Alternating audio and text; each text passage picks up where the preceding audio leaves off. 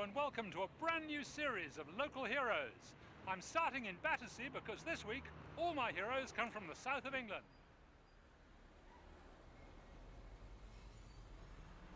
Some of my heroes are extroverts and some of them are really quite eccentric.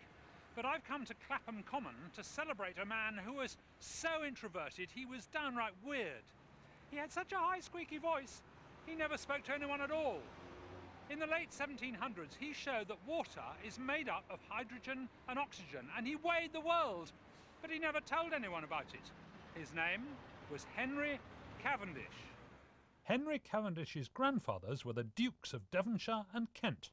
His mother died when he was only 2 years old, and his father gave him a love of scientific inquiry and a minute allowance, so he learned to do experiments and avoid spending money.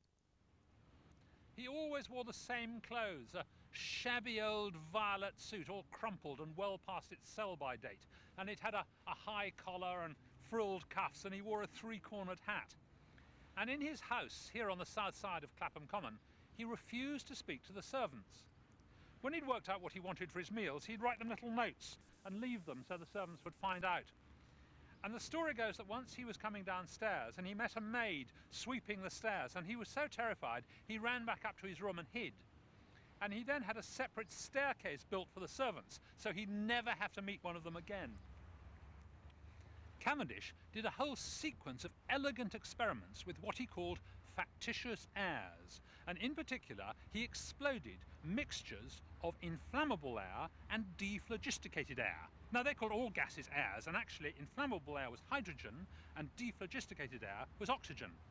Well, I've got here 2 balloons, red balloons, filled with hydrogen, and 1 blue balloon filled with oxygen. He tried all sorts of ratios and found that this 2 to 1, 2 parts of hydrogen to 1 of oxygen, gave him the best explosion. Now what I have to do first is to get them all into 1 balloon. So once I've got it all squeezed out, I've now in this blue balloon got a mixture of 2 parts of hydrogen to 1 part of oxygen. Cavendish realised that it would probably go off with a bit of a bang, and so he arranged a sort of self-defence ignition mechanism, which I've copied here. I've got a candle tied onto this clothesline so that if I pull the clothesline like that, the candle goes up under the balloon. And obviously if the candle's alight, it'll set it off. So now I should explain that I've got a great big screen here because it's very windy and I'm afraid my candle may blow out. So,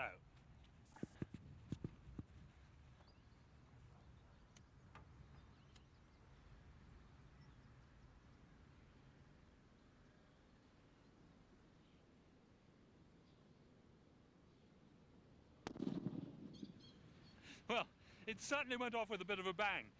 Cavendish made an enormous bang, and when he did it in a closed container, he discovered that all the gases had disappeared, and he wondered where on earth they'd gone.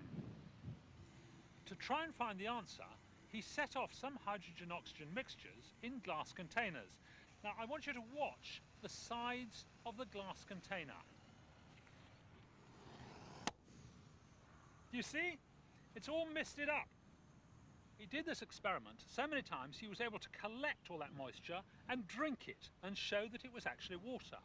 So what he'd done was to combine hydrogen and oxygen and make water. He showed for the first time ever that water was not an element. And more than that, he showed that he could make it by combining 2 parts of hydrogen to 1 part of oxygen. In other words, he'd made what we would call H2O. If you watch carefully, you can see that when hydrogen and oxygen explode, all that's left is a cloud of steam.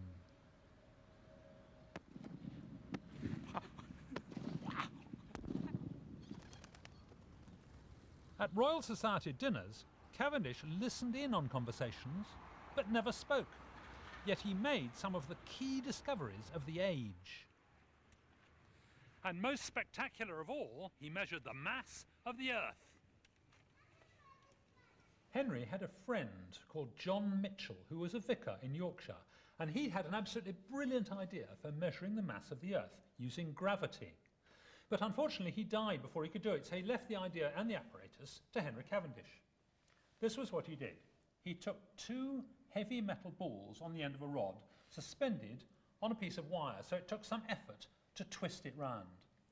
And then he brought up a mini-Earth of 1 kilogram, like that. And if you look, when I bring that up sideways, it attracts the ball towards it. Not very much, and to be honest, I've cheated a bit by sticking a magnet in here because the effect from gravity is very, very small. In fact, it was so tiny that Henry had to use a microscope to observe it and do dozens of measurements to be absolutely sure of getting a good average. He already knew the downwards gravitational pull towards the Earth because that was the weight of the ball. And he was able to calculate that the downwards gravitational pull was 6 million times stronger than the sideways gravitational pull towards the 1 kilogram. And therefore it followed that the mass of the Earth was 6 million kilograms. In other words, by comparing the force of gravity from the Earth and the force of gravity from 1 kilogram, he could work out how many kilograms there were in the Earth. What an extraordinary man, the silent genius. Lord Brougham said that he probably spoke fewer words in his life than a Trappist monk, and yet 200 years ago he showed that water is H2O, and he measured the mass of the Earth.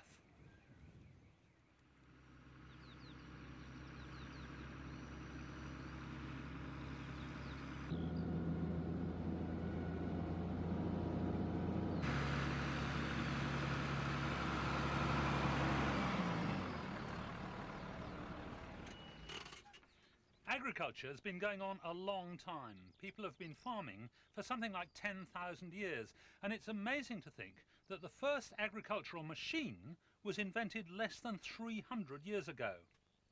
My next hero was a hypochondriac snob. He wanted to be a lawyer and play the organ, but unfortunately he inherited a farm and had to work it. He got on so badly with the workers that they all went on strike, and so he invented a machine to do their work. His name was Jethro Tull. Jethro came from a wealthy family and grew up on their farm. But he didn't think farming was a career fit for an intelligent gentleman, so he set off for Oxford University to study law. But Jethro's obsession with his illnesses got in the way of his career, and he was forced, grudgingly, to return to farming for a living. Although he still hated farming, he managed to improve enormously the efficiency at his father's place, Howbury Farm at Wallingford. So when he came here, he was full of optimism, and he called this place Prosperous Farm.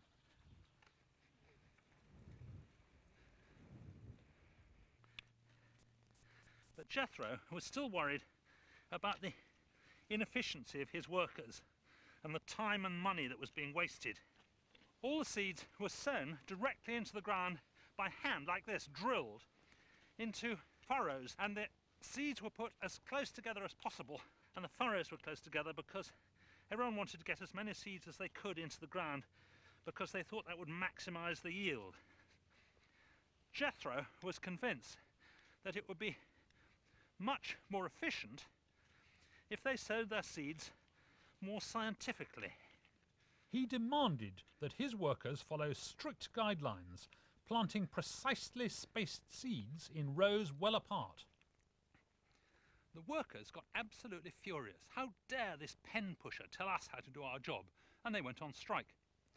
But Jethro didn't give up so easily. He said, if the men won't do it for me, I'll invent a machine to plant the seeds. As a student, Jethro had been very interested in music, and in particular he enjoyed playing the organ.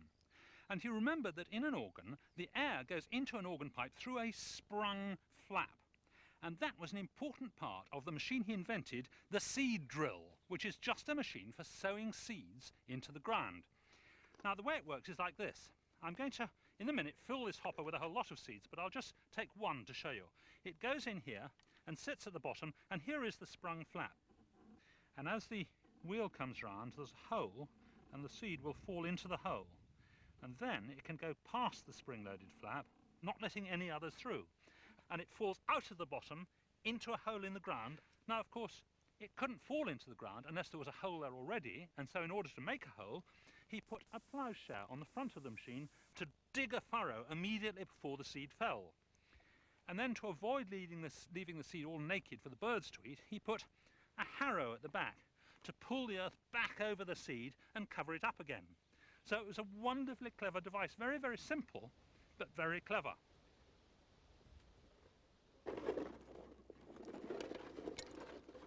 And amazingly, my machine dropped seeds into the ground just like Jethro's.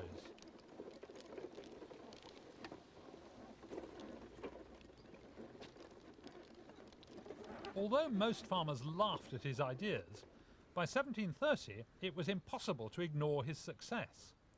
Here at Prosperous Farm, he'd managed to grow crops on the same patch of land for 13 years without ever using manure. What's absolutely amazing is almost exactly the same machine is still in use today.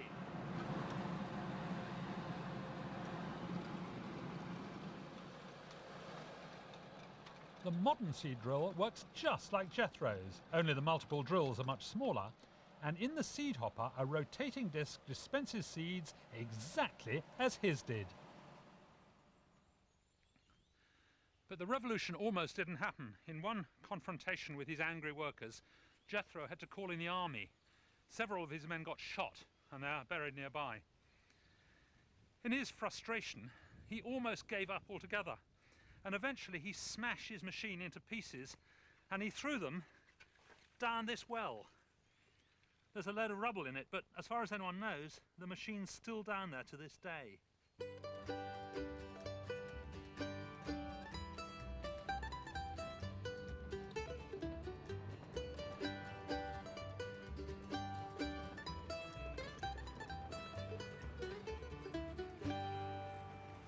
This is St Albans, which used to be the Roman town of Verulamium. My next hero enjoyed both names because he was Viscount St Albans and Baron Verulam. He was a lawyer and he rose to the highest office in the land, although he fell out seriously with two monarchs.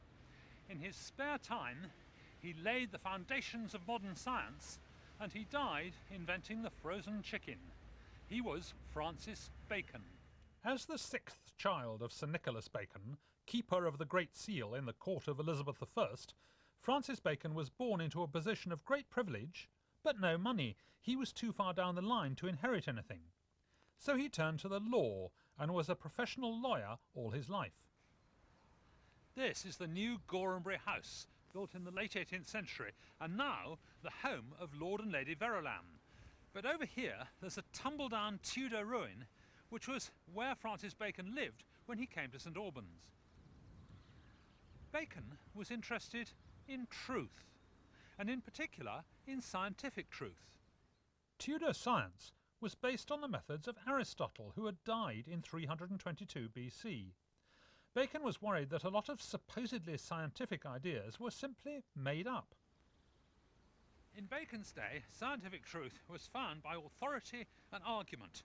If you got enough clever men together and they argued for long enough, they'd be bound to come up with the truth.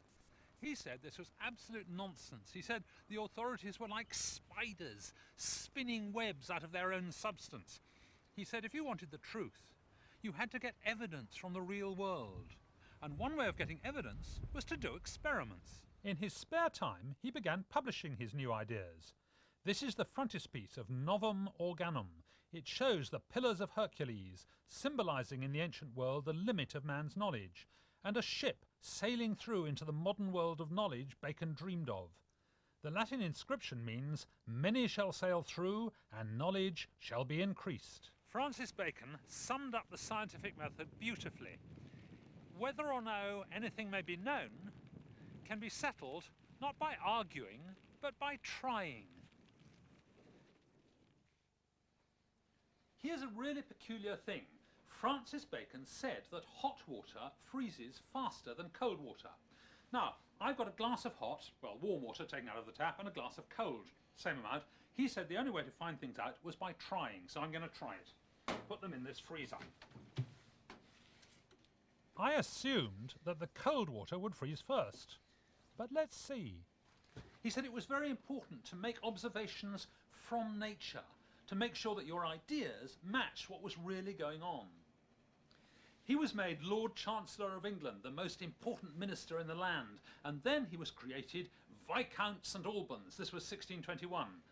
And just 5 days later, it all went horribly wrong. He was accused of bribery and the House of Lords fined him £40,000 and they banished him from the verge of court, which must have presented him with a very tricky navigational problem because he had at all times to keep at least 12 miles from the king. Now, let's see what's going on. To be honest, I've cheated a bit. Here are two that I prepared earlier because you need to leave them in there for, well, I don't know, maybe an hour. And here I've got, this is the cold, and you can see, well, it's definitely got a hard skin on top, and there's a bit of liquid in there because there's a bubble floating around. And this is the hot, and actually, there is a bubble, but it's scarcely moving. It does appear to have worked, but it's a bit variable, this. I mean, honestly, I was surprised at the claim, and it doesn't always work. Sometimes it works beautifully, sometimes not. Why don't you have a go, see if you can get it to work in your freezer, and write to me about it, or send me an email. There are quite a few odd theories surrounding Bacon. Some people think he's the author of Shakespeare's plays, because a mere actor like Shakespeare couldn't possibly have done it. And others believe he was in fact a son of Queen Elizabeth herself. I don't think either theory would stand up to scientific investigation by Francis Bacon. One icy day in early April 1626, Bacon was travelling through Highgate, which was then just a little village on the outskirts of London, when he was suddenly seized by a scientific impulse. He stopped on Highgate Hill and he bought a chicken from a peasant. You don't mind being a peasant for a minute, do you? No, not at all. Could I have a chicken, please? Certainly can. That looks lovely. Just the thing. Thanks very much. You're welcome. Bacon had always been interested in heat and cold, and he'd noticed that things go off faster in a hot summer. So he wondered whether he could actually preserve things using cold. So he took his chicken into the street and he stuffed it with snow, which was conveniently lying all around. Now, unfortunately, we haven't got any snow here today. Maybe something to do with global warming, I don't know. So I'm using some lemon sorbet. Unfortunately, in the middle of stuffing his chicken, he was suddenly taken ill. He was taken to the house of his friend, Lord Arundel, who lived just around the corner. But even on his way here, he had a terrible fit of vomiting or casting, and when he got here, he went straight to bed. And it was right here in this very house on the 9th of April that the inventor of the frozen chicken died. In the late 19th century, Bacon fell out of favour because they said he hadn't fully developed the scientific method. But I'd like to raise my hat to Baron Verulam, who said that scientific truth should be based on investigation rather than simply imagination.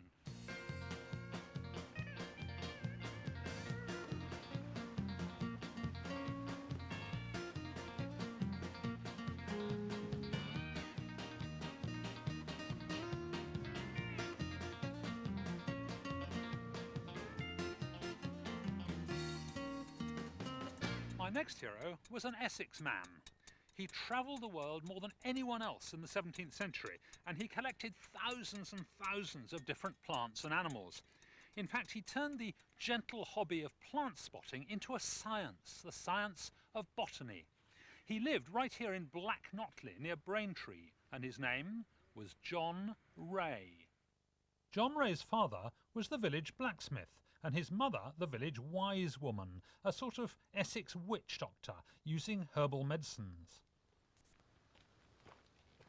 This is the house where Ray was born, and as you can see, it's recently been embellished with a whole lot of plants and animals to commemorate the great man and his work.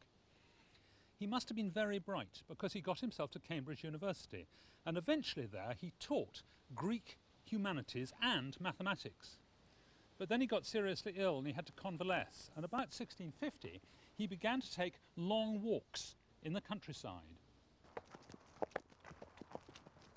He did most of his travelling by horse.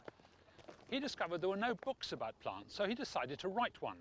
Catalogus Plantarum Circa Cantabrigium Nascentium, a collection of 600 species of plants growing around Cambridge. It was an amazing book, but it was only the beginning, because he then decided, with his student, Francis Willoughby, to make a collection of all the species in the world, a complete catalogue of God's work. Amazingly, his specimens still exist, and they've been brought along from the Natural History Museum by Karen Webb. Karen. Hello. Hello. Now, these are actual John Ray specimens, are they? Yes, they are. So, is this what you'd call his herbarium? Yes, that's right. We call it a herbarium these days, but Ray actually called it his hortus siccus, which means his dried garden. Oh, but, lovely. Today we call it a herbarium, yes. They've got lovely colours, these things, haven't they? Yes, that's right. There's one under here which is the colours preserved beautifully. Terrific. Actually, that one says it's from the Cap Bon Spey, which of course is the Cape of Good Hope in South Africa. It has come rather a long way. Yes, it's probably sent in by one of his correspondents. Yes, it's amazing how it's survived. Having been collected by John, the specimens were sewn onto these sheets by his wife and daughter. They've survived over 300 years.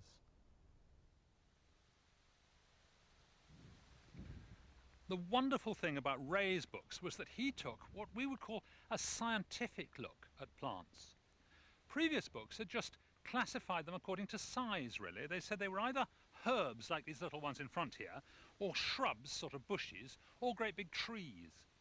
He went deeper. He looked at the way the plants were made up, at the actual structures. And what he began to discover was really extraordinary. Have a look at this. Over here I've got a rose. It's a wild rose, and as you can see it's got 5 petals on each flower. Now here is a potentilla.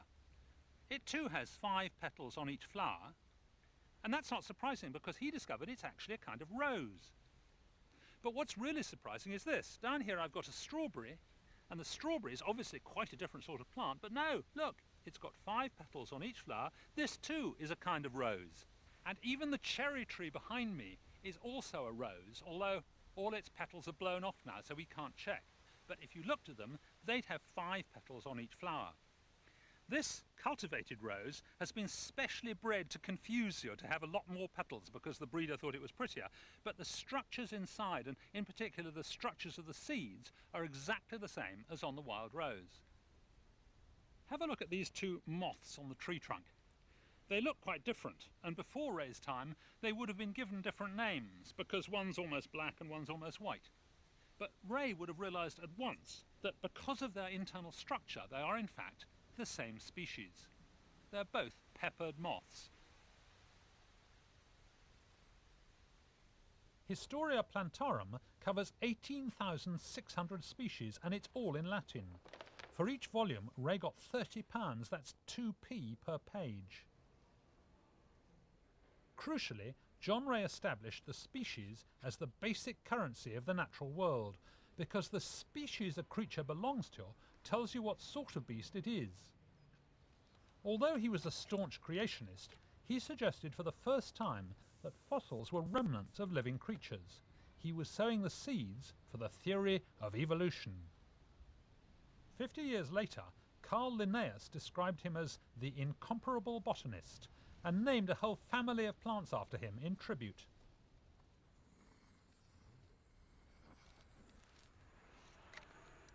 Hooray. Now, you might wonder why I'm sitting here making pancakes by the side of the road. Well, John Ray was an expert on all sorts of aspects of plant, and he was interested in the sap in the trees. He drilled holes into willow trees and birch trees to investigate the sap. And when someone in North America discovered that maple trees have a very sweet tasting sap, they sent him a bottle to investigate. And so I'm making some pancakes, and I've got here a bottle of maple syrup, which I'm going to put on my pancakes and eat a toast to John Ray of Black Notley.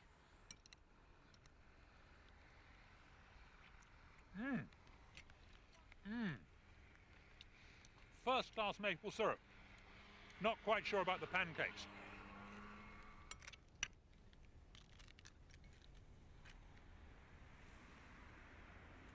My next hero became famous in his own lifetime because of his wonderful machines. But he wasn't a scientist or an engineer. In fact, although a lot of people think he made these wonderful machines, he didn't. They were never made at all. They only existed in his brain and on paper.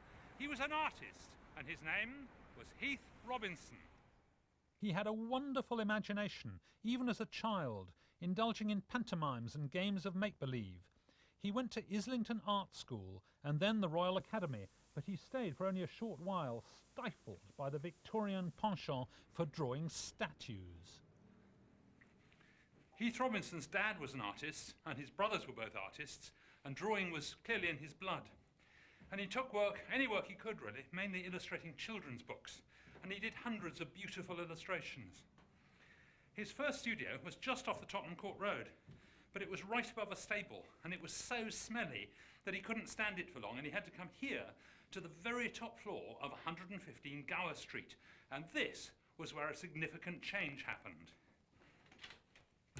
This room is now a student flat, but in 1902 it was a studio, and Heath Robinson sat here and produced a book which he illustrated called The Adventures of Uncle Lubin. And Uncle Lubin was a wonderful man. He built a hot air balloon, sailed off to the moon, punctured the balloon on the pointy bit of the moon, and so on and so forth.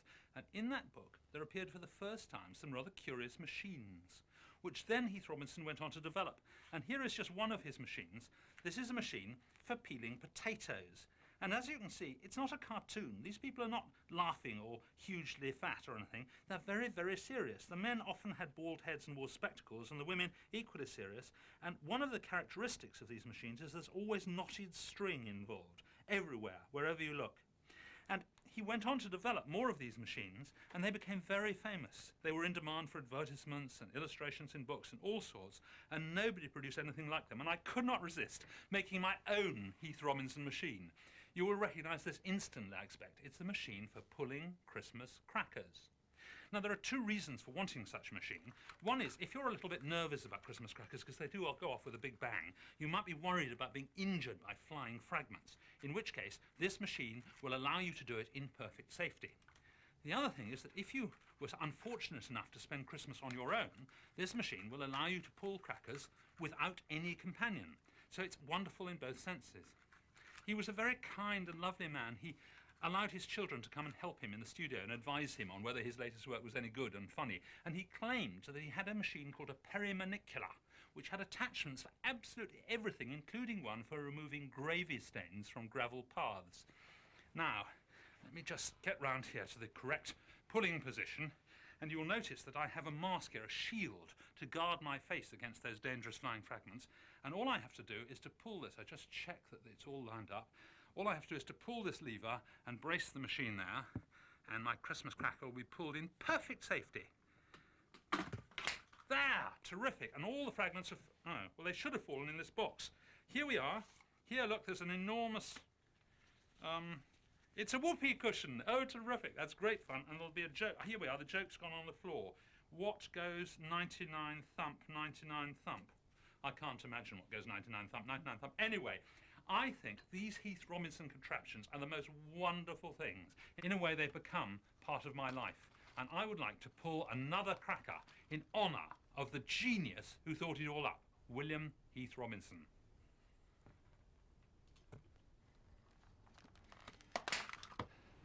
Sorry, that's all the heroes from this part of the world. See you next time.